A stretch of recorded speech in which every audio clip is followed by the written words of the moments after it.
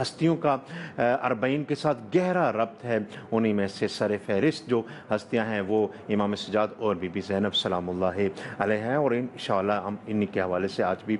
گفتگو کر رہے ہیں، اور ہمارے ساتھ شریک گفتگو ہیں جناب مولانا شیخ نور الحسن صاحب قبلہ دوبارہ آپ کو خوش آمدید۔ حضرت زینب کے حوالے سے، ان کے فضائل و کمالات کے حوالے سے آپ نے کچھ گفتگو کی۔ اربعین اور حضرت زینب کا ایک خاص ربط ہے، جو بھی ہماری خواتین اس اربعین کے اجتماع میں آتی ہیں یا جو بھی شخص آتا ہے ایک عزادار بن کر، وہ اس ہستی کو ضرور یاد کرتا ہے اور ان پر گزرے ہوئے مصائب کو یاد کرتا ہے، اور اس پر جو مصیبتیں آتی ہیں اس پورے سفر کے درمیان جو وہ تھکاوٹ کا احساس ہوتا ہے، اس میں بھی وہ لبیک یا زینب کی صدا کہتا ہے۔ میں چاہوں گا کہ اس حوالے سے کچھ گفتگو فرمائے، اربعین و حضرت زینب سلام اللہ علیہ۔ جی بسم اللہ الرحمن الرحیم۔ اربعین یعنی 40 وہ دن، غم کے وہ دن جو قافلہ اسراء نے کربلا سے کوفہ اور کوفہ سے شام تک یہ سفر طے کیا۔ اربعین ہمیں صرف غم نہیں بلکہ بیداری کا بھی درس دیتا ہے۔ اربعین ظاہراً ایک چھوٹا سا عدد ہے، 40 دن کا چھوٹا سا عدد ہے، لیکن یعنی اس وقت چھوٹا سا عدد تھا، لیکن آج 1400 سال گزر جانے کے بعد یہ ایک عالمی دن میں تبدیل ہو چکا ہے، اور یہ ہر نسل، ہر قوم، ہر ملت کو درس پیغام ایک درس دے رہا ہے۔ وہ کیا ہے؟ حق کے ساتھ کھڑا ہونے کا اور ظلم کے خلاف کھڑا ہونے کا۔ گویا کہ یہ ہمیں درس دے رہا ہے اربعین کہ کربلا میں فقط سر حسین یا قافلہ حسین کو نہیں لوٹا گیا، بلکہ باطل کا سرنگو بھی کربلا کے میدان میں ہو گیا۔ یعنی قافلہ کربلا کا قافلہ تو کربلا میں لٹ گیا،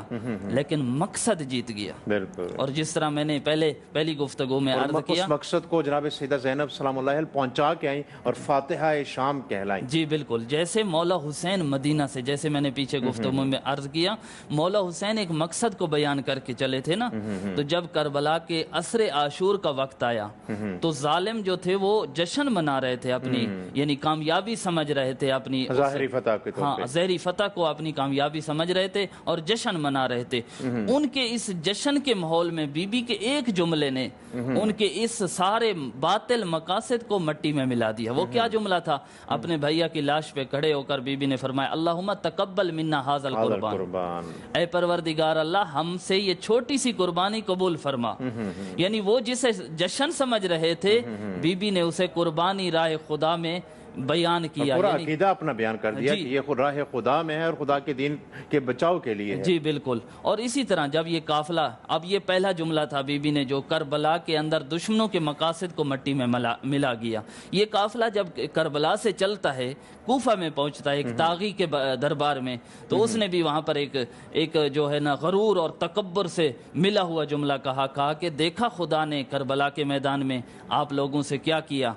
تو اس وقت بھی بی بی نے اس کے غرور اور تکبر کو مٹی میں ملایا اور فرمایا، ما رأیت الا جمیلا، میں نے تو کربلا میں خدا کے جمال کے علاوہ دیکھا ہی کچھ نہیں ہے۔ یعنی تو جسے اپنی کامیابی سمجھ رہا ہے، میں اسے خدا کے قرب کا ذریعہ سمجھ رہی ہوں۔ یعنی اس قربانی کے بعد تو نہیں دیکھ سکتا، کیونکہ تو نجس ہو چکا ہے، تو نہیں دیکھ سکتا جو میں دیکھ رہی ہوں، جو خدا کے اس قربانی کے بعد ہم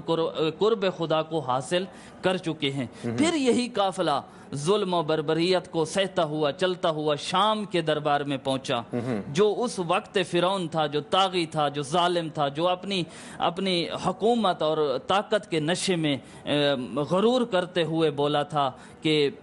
سب کچھ مٹ گیا، میں نے باغی کو مار دیا، سب کچھ ختم ہو گیا، یہ بنو ہاشم کا کھیل تھا، نہ کوئی وحی آئی نہ کوئی قرآن آیا۔ اس طرح کے جب اس نے جملے بیان کیے تو بی بی نے ایک جملہ ارشاد فرمایا، یبنۃ القا، تو ہمیں کیا قید کرے گا، تو ہمارے ہی غلام، آزاد کردہ غلام کا بیٹا ہے۔ پھر فرمایا، قد قیدک وسع عصایک یا یزید، تو جو کچھ کرنا چاہتا ہے کر لے، واللہ لا تمحو ذکرنا، تو ہمارے ذکر کو نہیں مٹا سکتا۔ تو اپنی پوری طاقت لگا چکا ہے، میں زینب قسم دے رہی ہوں کہ تو ہمارے ذکر کو ختم نہیں کر سکتا۔ اور یہ بی بی کا کمال تھا، جب بھی بی بی اپنے بابا کے لہجے میں بولا کرتی تھی تو لوگ جب سننے جو تماشا دیکھنے آیا کرتے تھے نا، جب وہ سنتے تھے اور سن کر بی بی کا یہ جملہ، یعنی ان کے ذہن کے اندر ایک لٹا ہوا قافلہ تھا، ایک غربت تھی ان کے تصورات میں، لیکن جب وہ بی بی کا لہجہ اور بی بی کی گفتگو اور خطبات کو سنا کرتے تھے تو تاریخ کے اوراق کہتے ہیں کہ وہ لوگ جو تماشا دیکھنے آتے تھے وہ دیواروں کے اوپر سر مارا کرتے تھے اور رویا کرتے تھے کہ کیا ہو گیا اہل بیت علیہم السلام کے گھرانے کے ساتھ۔ یعنی ہم کہہ سکتے ہیں کہ اس وقت کا جو میڈیا تھا انہوں نے ذہنوں کو اس قدر خراب کر دیا تھا، اس قدر گمراہ کر دیا تھا کہ، اور یہ فقط امام حسین کے زمانے کی بات نہیں، امام حسن کے زمانے میں بھی ایسے ہی انہوں نے کیا اور مولا کائنات کے زمانے میں بھی ایسے کیا، اور جب شہادت کی خبر ملتی ہے لوگوں کو اور پوچھتے ہیں کہ کیسے، تو جب ان کو بتایا جاتا ہے کہ مسجد میں، تو وہ لوگ حیران ہو کے پوچھتے ہیں کہ مولا علی اور مسجد کا کیا تعلق، یعنی ان کے ذہن ایسے خراب کر دیے گئے تھے کہ گویا کہ مولا علی اور مسجد کا کوئی تعلق ہی نہیں ہے۔ تو اس حوالے سے بھی ہم اگر گفتگو کریں کچھ کہ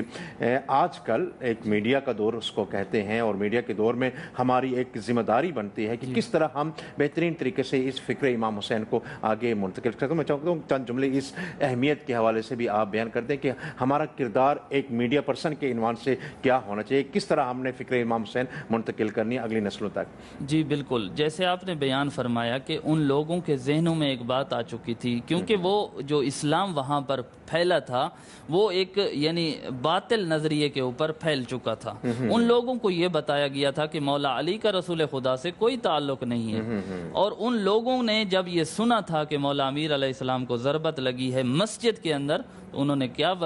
کہا تھا ایک دوسرے کو کہ علی کا مسجد سے کیا تعلق ہے۔ بالکل، اور اسی طرح انشاءاللہ گفتگو کا سلسلہ جاری رہے گا۔ ایک مختصر سا وقفہ لینے چاہیں گے اور وقفہ کے بعد دوبارہ آپ کی